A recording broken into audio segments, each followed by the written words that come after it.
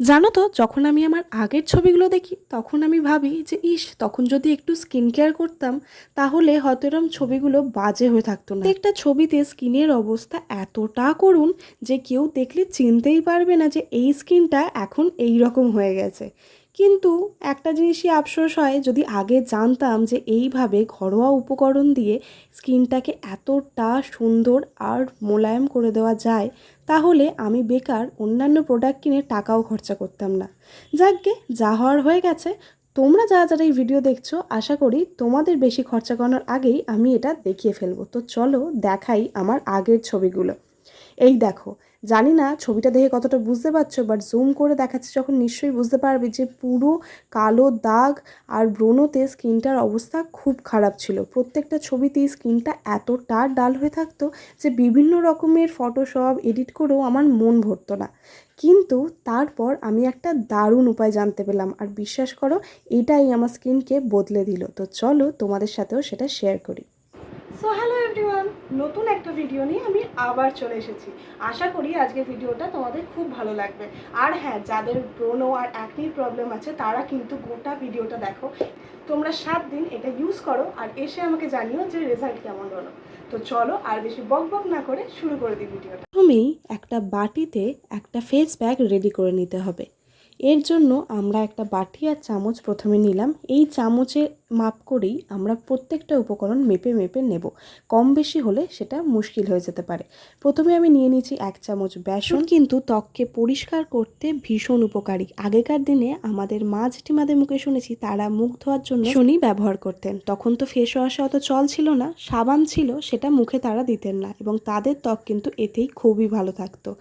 এরপর আমরা নিয়ে নেব 1 চামচ ময়দা। হ্যাঁ, যতই লোকে ওই ময়দা মামুনি হ্যান ত্যান বলুক না কেন, একটা কথা জানবে, ময়দা কিন্তু স্কিনকে খুব ভালো রাখে। যদি রোজ ফেস ওয়াশ না করে তোমরা একটু ময়দা দুধ বা ময়দার জল দিয়ে গুলেও মুখটা পরিষ্কার করো, দেখবে মুখের কোমলতা কিন্তু অনেকটা বৃদ্ধি পাবে। এরপর আমরা এতে নিয়ে নেব 1 চামচ মতো বা গোলাপ জল। আমি এখানে আয়ুরের টোনারটা ব্যবহার করছি, কারণ আয়ুরের টোনার আমার ভীষণ হেল্পফুল লাগে। তোমরা কারা কারা অন্য কোনো টোনার ব্যবহার করো জানাতে পারো কমেন্টে। আমি পিলগ্রিমসেরও ব্যবহার করি, তার রিভিউ আমার চ্যানেলে দেওয়া রয়েছে। বাট এরকম প্যাকের ক্ষেত্রে আয়ুরের টোনার সব থেকে ভালো। এই মাত্র 3টে উপকরণ দিয়েই আমি আজকের প্যাকটা বানাবো।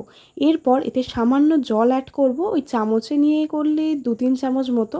আমরা অল্প অল্প করে জল অ্যাড করব যাতে এটা বেশি তরল না হয়ে যায়। একটা ঘন ব্যাটার আমাদের এটা দিয়ে তৈরি করতে হবে। তাই এরপর আমি অল্প অল্প করে জল নিয়ে গুলে নেব। এই প্যাকটা রেডি করে আমি রেখে দেবো মোটামুটি 10 মিনিট মতো। তোমরা চাইলে একটু বেশিও রাখতে পারো। আমি অনেক সময় এটা বানিয়ে নিয়ে ফ্রিজে রেখে দিই।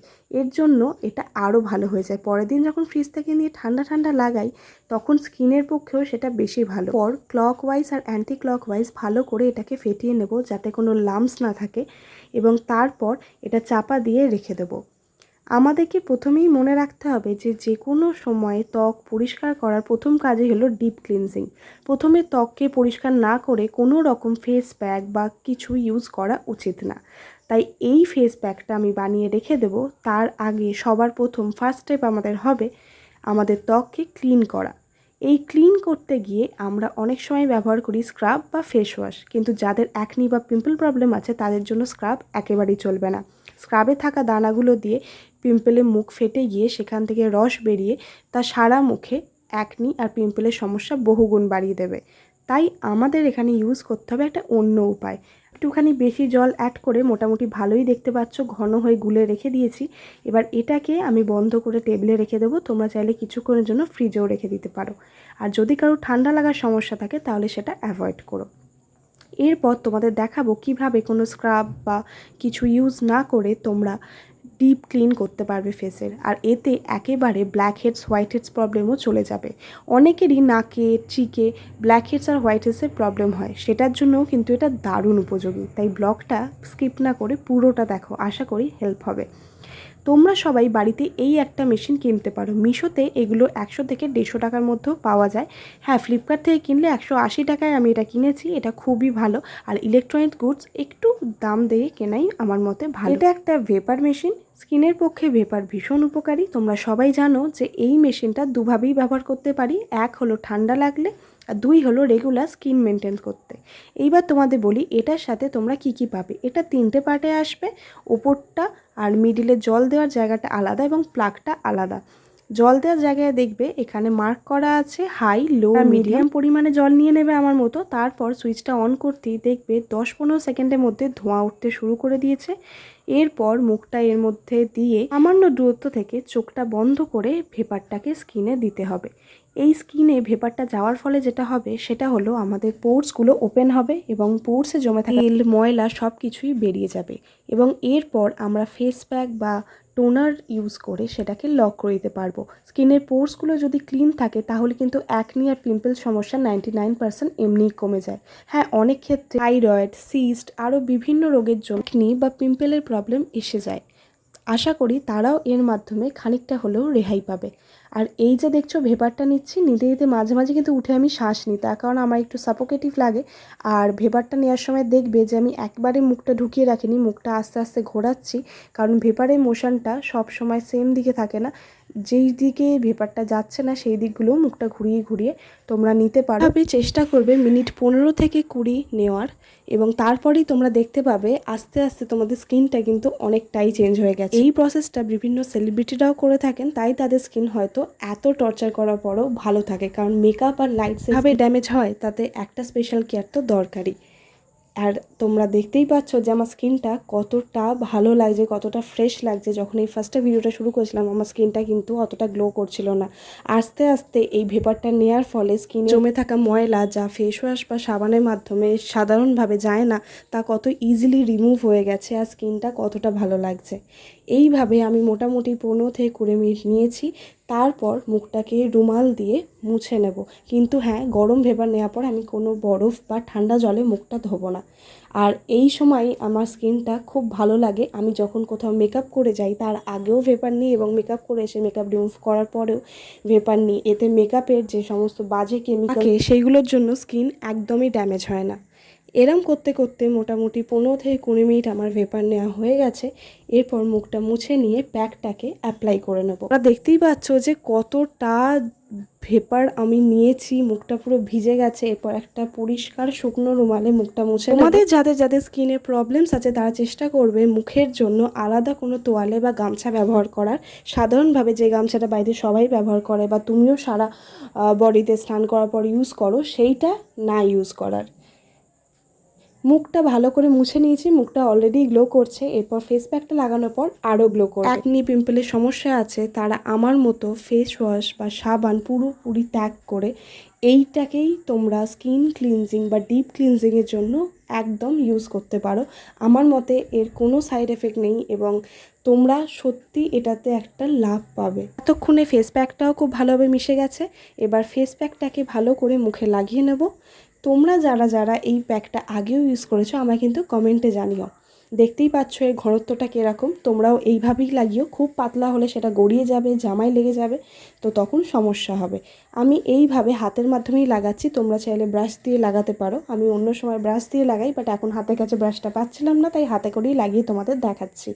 তোমরা চাইলে এই প্যাকটা দিনে 2 বার লাগাতে পারো, বাট এর বেশি লাগিও না, কারণ না হলে স্কিনটা ড্রাই হয়ে যাবে। আর যাদের ড্রাই স্কিন তারা চাইলে বেসনটা স্কিপ করতেও পারো। আস্তে আস্তে মুখের নিচে ওপরে একদম ভাগ করে আমি লাগিয়ে নেব। তবে চেষ্টা করবে আইব্রোস আর চুল যেন না লাগে, তার কারণ যেহেতু ময়দা আছে তাই ময়দা শুকিয়ে গেলে ওটা এঁটে যাবে এবং সেক্ষেত্রে চুল থেকে সেটা ছাড়াতে গেলে হেয়ার ফল হতে পারে।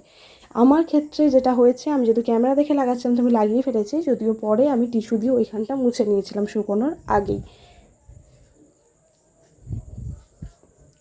মোটামুটি আমার ফেস প্যাকটা লাগানো হয়ে গেছে। এরপর আরেকটা কোট লাগাবো, যেহেতু এটা পাতলা করেই আমি লাগিয়েছি। একদম হাতে করে পাতলা করে লাগাবে, তাতে শুকোতে তাড়াতাড়ি হবে। এরপর সেকেন্ড কোটটা লাগানোর পর আমি 10 মিনিট অপেক্ষা করব। 10 মিনিট পরেই আমি ধুয়ে ফেলবো। অনেক ক্ষেত্রে 15 থেকে 20 মিনিটও লাগতে পারে, যার যেমন স্কিন। এটা পুরো শুকনো অবধি ওয়েট করার চেষ্টা করবে। আর যদি না হলে যখন দেখবে মুখটায় বেশ টান টান লাগছে তখনই তোমরা ধুয়ে ফেলতে পারো। এইবার মোটামুটি আমার প্যাকটা লাগানো কমপ্লিট হয়েই গেছে। জাস্ট কিছু কিছু জায়গা যেগুলো বাদ হয়ে গেছে মনে হচ্ছে সেগুলোতে একটু টাচ করে দিচ্ছি। এরপর ব্যাস 10 মিনিটের অপেক্ষা, 10 মিনিট পর আমার স্কিনটা কেমন দেখতে লাগছে তোমাদের সামনে নিয়ে আসবো। আর হ্যাঁ, তোমরা চাইলে ঘাড়ে, কাঁধে, হাতে সব জায়গায় লাগাতে পারো, কোনো প্রবলেম হবে না। আমি এর আগে একটু মধু দিয়েও হাতে লাগিয়ে দেখেছি, খুব ভালো ট্যানও কিন্তু তোলে এই প্যাকটা। মোটামুটি চেষ্টা করি একদিন এই প্যাকটা বানালে 3-4 দিনের মতো বানিয়ে রাখার। আজকে যেরকম অল্প করে বানালেও 2 দিনের মতোই আমি বানিয়েছি, যাতে কাল আমি এটা ব্যবহার করতে পারি। আবার পরের 2 দিন আমি অন্য প্যাক লাগানোর চেষ্টা করি, যাতে সব কিছুই আমার স্কিন পায়। ফাইনালি আমার প্যাক লাগানো কমপ্লিট। এবার দেখা হচ্ছে ঠিক 10 মিনিট পর। 10 মিনিট কমপ্লিট হয়ে গেছে, আমি মুখটা ধুয়ে চলে এসেছি। আর দেখো, কেউ বলবে আমি স্কিনে কোনো কিছু অ্যাপ্লাই করিনি, জাস্ট হোমমেড প্রোডাক্টস দিয়ে স্কিনটা কতটা সুন্দর লাগতে পারে। আর কোনো রকম ফিল্টার এডিট ছাড়া স্কিনটা যা গ্লো করছে, একটুখানি কাজল আর লিপস্টিক পরে আমি কোথাও বেরিয়েও যেতে পারবো, একদম কিছুই অ্যাপ্লাই করতে আমাকে লাগবে না। আর বিশ্বাস করো, স্কিন যদি সুন্দর থাকে না, মেয়েদের এর থেকে বেশি তো কিছুই লাগে না। আমার তো আরোই কিছু লাগে না, স্কিনটাই আমার সব থেকে ভালো লাগে, যেন এটা গ্লো করে, যেন ডাল না হয়ে যায়।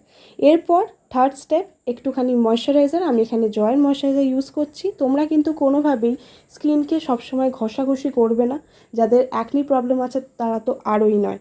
সবসময় চেষ্টা করবে স্কিনে ড্যাব করে করে টোনার, ময়শ্চারাইজার সব কিছু অ্যাপ্লাই করার। তো আমার থার্ড স্টেপ কমপ্লিট। তো ফার্স্ট থেকে থার্ড অবধি তোমাদের কেমন লাগলো কমেন্টে জানাও। দেখা হচ্ছে নেক্সট ভিডিওতে। Bye bye.